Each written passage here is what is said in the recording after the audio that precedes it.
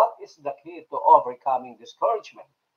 Unang-una mga kapatid, sabi po ni Apostol San Pablo, never forget how much God loves you. You are loved.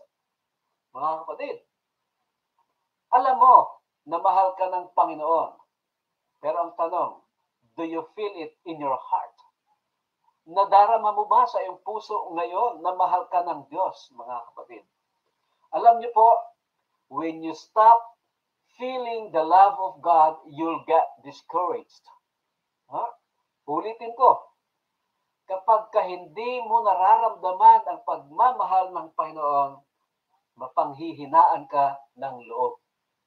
Alam niyo po ang sabi ni Apostol San Pablo in 2 Corinthians 4:1, this is why we don't get discouraged, given that we receive this ministry in the same way that we receive God's mercy. Alam niyo po,